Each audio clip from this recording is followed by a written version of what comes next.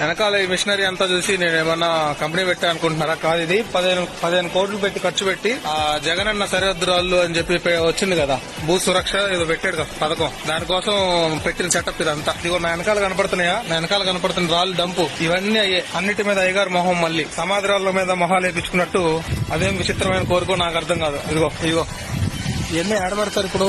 అంత ప్రజాధనం వృధా కనపడుతుందా పేరు? అది పరిస్థితి.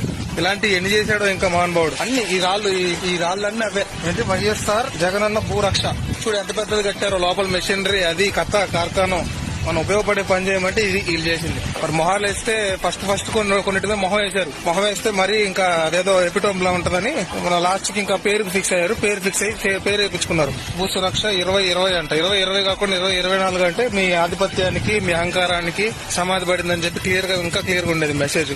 వెనకాల ఈ మిషనరీ అంతా చూసి నేను ఏమన్నా కంపెనీ పెట్టా అనుకుంటున్నారా? కాదు, ఇది 15 కోట్లు పెట్టి ఖర్చు పెట్టి ఆ జగనన్న సరిహద్దురాళ్ళు అని చెప్పి వచ్చింది కదా, భూ సురక్ష ఏదో పెట్టాడు కదా పథకం, దానికోసం పెట్టిన సెటప్ ఇదంతా. ఇదిగో నా వెనకాల కనపడుతున్నాయా? నా వెనకాల కనపడుతున్న రాళ్ళు డంపు ఇవన్నీ అయ్యే. అన్నిటి మీద అయ్యగారు మొహం మళ్ళీ సమాధి రాళ్ళ మీద మొహాలు వేపించుకున్నట్టు అదేం విచిత్రమైన కోరికో నాకు అర్థం కాదు. ఇదిగో ఇవన్నీ ఆడబడతారు ఇప్పుడు.